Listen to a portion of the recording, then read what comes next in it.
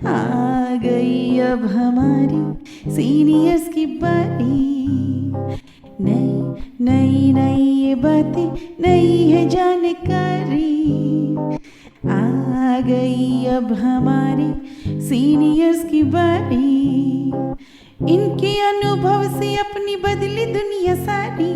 इनके अनुभव से अपनी बदली दुनिया सारी। दादा दादी नाना नानी करते बातें प्यारी। सुन लो तुम, समझ लो तुम, हाँ सुन लो तुम, समझ लो तुम। सुन लो तुम, समझ लो तुम, बात ये हमारी। खुश रखोगे इनको तो होगी खुशी तुम्हारी। नई बात है ये देखो, नई जानकारी। आ गई अब हमारी सीनियर्स की बारी। वायु, जिसके बिना हम कुछ सेकंड से ज़्यादा जिंदा नहीं रह सकते। जीवन के लिए इतना ज़रूरी तत्व होने के बावजूद भी आज वायु प्रदूषण लगातार बढ़ता जा रहा है। आइए कुछ पल बैठते हैं बुजुर्गों की छांव में। जो देखी है उनकी आंखों ने जिंदगी के ढेरों अनुभव, उन अनुभवों से अनुभव हम आज लेते हैं।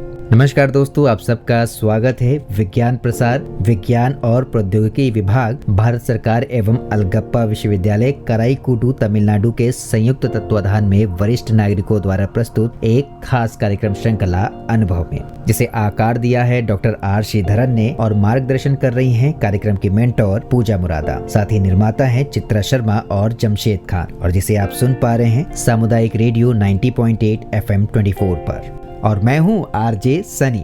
दोस्तों, वायु प्रदूषण एक ऐसा विषय है जिसके बारे में हम सभी पहले से ही बहुत सी बातें जानते हैं, पर शायद हमने कभी भी इसे गंभीरता से नहीं लिया।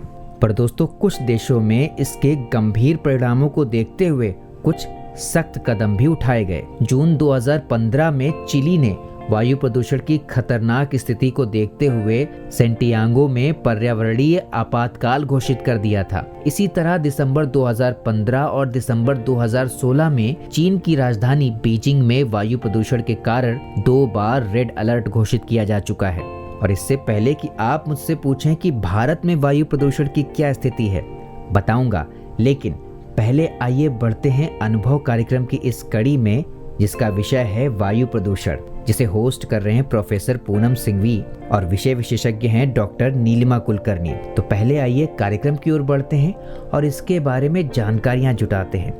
फिर वापस लौटेंगे और आपको मैं बताऊंगा कि भारत में क्या स्थिति है वायु प्रदूषण की।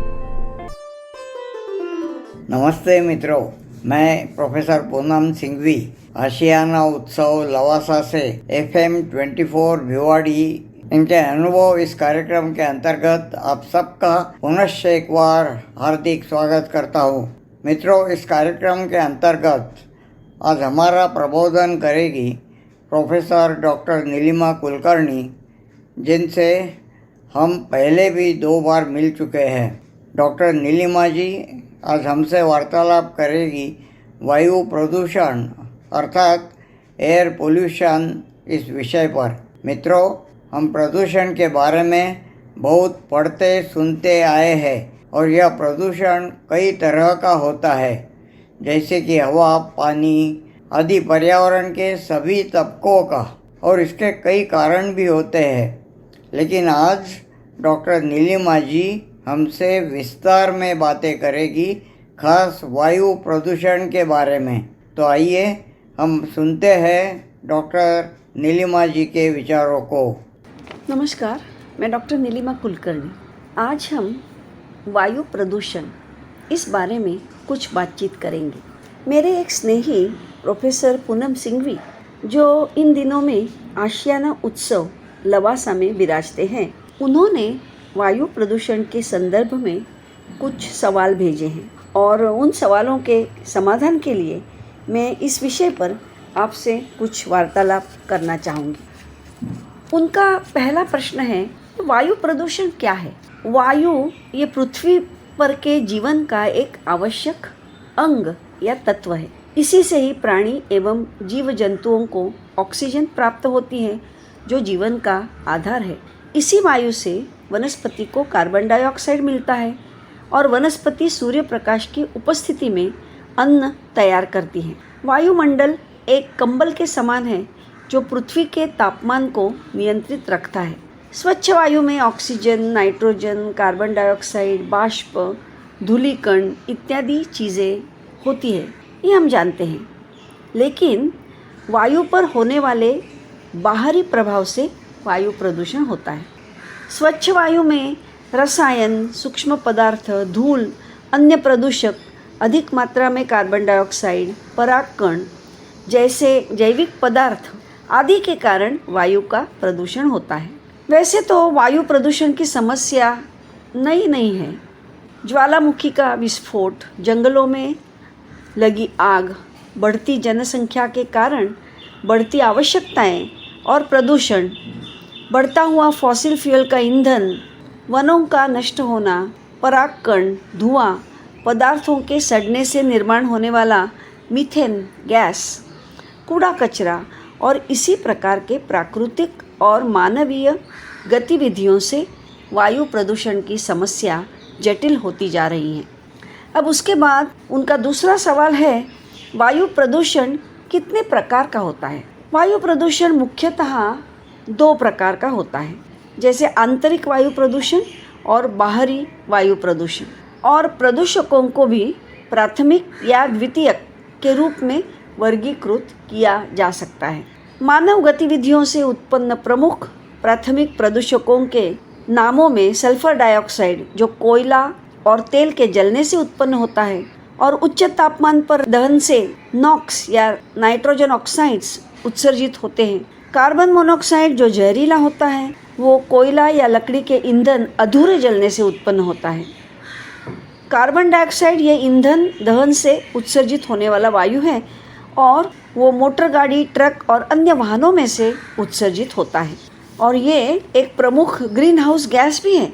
साथ साथ हाइड्रोकार्बन, कीटकनाशक दवाओं का प्रयोग, पेंट, स्प्रे, पॉलिश का उपयोग, सूक्ष्म पदार्थ, कृषि प्रक्रिया से उत्सर्जित होने वाला अमोनिया, कूड़ा, सीवेज और उद्योगों से उभरने वाली गंध, रेडियोधर्मी प्रदूषक, ओजोन परत के लिए हानिकारक CFC इत्यादि प्रदूषक द्वितीयक के रूप में वर्गीकृत किए जाते हैं। अब इतना जानने के बाद उन्होंने ये भी पूछा है कि वायु प्रदूषण के दुष्परिणाम क्या होते हैं। वायु प्रदूषण का स्वास्थ्य पर बहुत बुरा प्रभाव पड़ता है, जैसे आँखों से पानी आना, गले में दर्द होना, छींके आना, सांस लेने में दिक्कत होना आदि अस्थायी दुष्परिणाम होते हैं। प्रदूषण बढ़ने पर एलर्जी होना, सांस की समस्या, हृदय रोग का जोखिम, फेफड़े का नुकसान, अस्थमा जैसे रोग बढ़ना और कैंसर जैसी बीमारी होने की संभावना बढ़ती है। वायु की खराब गुणवत्ता के प्रभाव दूरगामी है। वायु प्रदूषण के पर्यावरणीय प्रभाव भी ध्यान में लेने चाहिए। प्रदूषकों के साथ बढ़ते हुए ग्रीन हाउस गैसेस, बढ़ता हुआ पृथ्वी का तापमान, बर्फ का पिघलना, जैव विविधता को नुकसान, आम्लयुक्त वर्षा, ओजोन का परत पतली होना, ऑक्सीजन का कम होना इत्यादि चीज़ों से पृथ्वी का तापमान प्रतिदिन बढ़ता ही जा रहा है। ये तो हम जानते हैं, मगर ये आंतरिक हवाई गुणवत्ता और प्रदूषण क्या है? बाहरी प्रदूषण और आंतरिक प्रदूषण, ऐसे 2 प्रकार हमने देखे। उसमें आंतरिक हवाई प्रदूषण क्या है? ज़्यादातर हम बाहरी गुणवत्ता और प्रदूषण के बारे में बात करते हैं जब हम हवाई प्रदूषण के बारे में सोचते हैं, लेकिन बाहरी हवा के साथ घर के भीतर की हवाई गुणवत्ता और प्रदूषण समझना भी बहुत ज़रूरी है, क्योंकि हम दिन का ज़्यादातर समय घर के अंदर बिताते हैं। निकासी, वेंटिलेशन की कमी से भीतर वायु प्रदूषण होता है। रेडॉन गैस एक कार्सिनोजन है जो पृथ्वी के कुछ स्थानों से निकलती है और घरों में भर जाती है।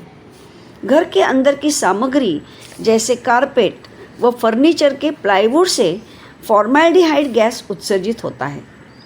पेंट्स वोलेटाइल ऑर्गेनिक कंपाउंड्स छोड़ते हैं। घर में जलने वाला धूप लगाने वाला एयर फ्रेशनर, स्प्रे, अगरबत्ती, ये सभी चीज़ों में से प्रदूषक निर्माण होते हैं और घर के अंदर काफ़ी समय तक रहते हैं।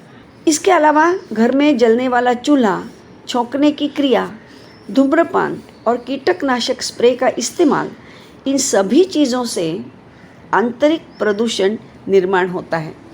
यह आंतरिक प्रदूषण के बारे में हम बहुत कम सोचते हैं, मगर इस पर ध्यान देना बहुत ही ज़रूरी है। वायु प्रदूषण के जैविक स्रोत घर के भीतर भी पाए जाते हैं, जैसे पालतू जानवर के बालों से धूल, माइट्स बिस्तर, फर्नीचर, कारपेट पर बिखरते हैं, जो स्वास्थ्य के लिए बहुत हानिकारक है। घर में रहने वाला प्रदूषण को आमंत्रित करता है। अब उनका अगला प्रश्न था, वायु प्रदूषण कम करने के लिए क्या करना चाहिए। ये आप सबके लिए, हमारे सबके लिए सोचने की बात है। हम क्या करें जिससे आंतरिक और बाहरी वायु प्रदूषण थोड़ा कम हो। वायु प्रदूषण कम करने के लिए विभिन्न प्रदूषण नियंत्रक तकनीक और अर्बन प्लानिंग रणनीति हो सकती हैं। कई सहज सरल उपाय हम भी ध्यान में रख के कर सकते हैं, जैसे सोलर पैनल लगवाना, सौर ऊर्जा पर चलने वाले वाहनों का इस्तेमाल करना, पर्यावरण के लिए साइकिल का इस्तेमाल करना, वाहनों में ईंधन से निकलने वाले धुएं पर नियंत्रण रखना, वाहनों का सही से ख्याल रखना, निजी वाहनों की जगह सार्वजनिक वाहनों का इस्तेमाल करना, ज़्यादा से ज़्यादा पौधे लगाना, परमाणु परीक्षणों पर प्रतिबंध, जो हम खुद नहीं कर सकते मगर एक नियंत्रण के और अर्बन प्लानिंग के तौर पर ये ज़रूर हो सकता है। सिंगल यूज़ प्लास्टिक के उपयोग को रोकना या कम करना, पर्यावरण के अनुकूल वस्तुओं का उपयोग करना और अपने आम जीवन में 3R का प्रयोग करना। 3R यानी रिड्यूस, रीयूज़ और रिसाइकल। रिड्यूस यानी अपनी ज़रूरतें कम करना ताकि हम प्रदूषक कचरा कम निर्माण करें।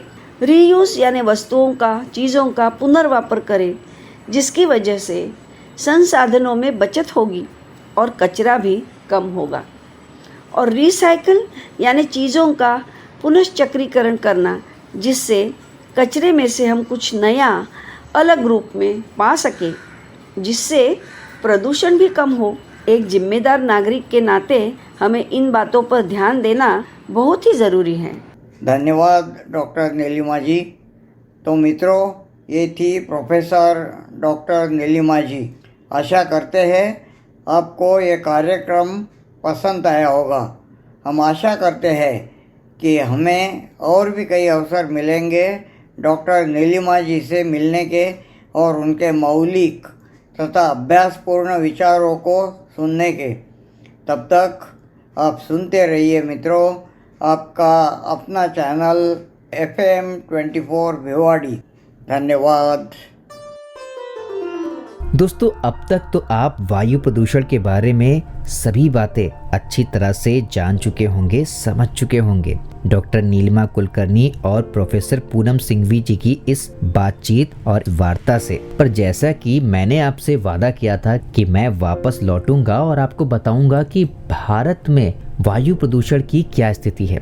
दोस्तों, आपको बताऊं कि राष्ट्रीय वायु गुणवत्ता सूचकांक के मुताबिक देश के 15 से अधिक शहरों में वायु की गुणवत्ता तय मानक से काफी कम है। वहीं वर्ल्ड इकोनॉमिक फोरम की रिपोर्ट के अनुसार विश्व के 20 सर्वाधिक प्रदूषित शहरों में से 10 भारत के हैं। दिल्ली में प्रदूषण का स्तर विश्व स्वास्थ्य संगठन के मानकों से कई गुना ज्यादा है। इसके अलावा सड़क की धूल, उद्योग एवं ऊर्जा कारखाने, निर्माण गतिविधियों से पैदा होने वाली धूल, हरियाणा पंजाब में पुआल को जलाने, ये सब ऐसी गतिविधियां हैं जो जिम्मेदार हैं वायु प्रदूषण की। कई बार तो दोस्तों हम भी कूड़े कचरे को अपने घरों के बाहर जलाते हैं। पर इस प्रोग्राम के सुनने के बाद मैं आपसे इतनी उम्मीद तो लगा ही सकता हूँ कि कम से कम अब आप ऐसा नहीं करेंगे, घर के कूड़े कचरे को नहीं जलाएंगे। और जो ऐसा करता है उसे भी वायु प्रदूषण के बारे में आप जरूर जागरूक करेंगे। चलिए फिलहाल वक्त हो रहा है आप सभी से विदा लेने का, तो मैं चलता हूँ।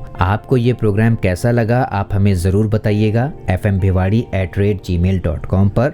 चलते चलते कार्यक्रम में सम्मिलित दोनों मेहमान प्रोफेसर पूनम सिंघवी और डॉक्टर नीलिमा कुलकर्णी जी का बहुत बहुत धन्यवाद वायु प्रदूषण जैसे विषय पर इतनी अच्छी चर्चा के लिए। मैं हूं आरजे सनी और आप सुन रहे थे सामुदायिक रेडियो 90.8 FM 24 पर अनुभव कार्यक्रम की श्रृंखला की एक खास कड़ी। आप सुन रहे हैं 90.8 FM 24, आपका रेडियो आपकी धड़कन।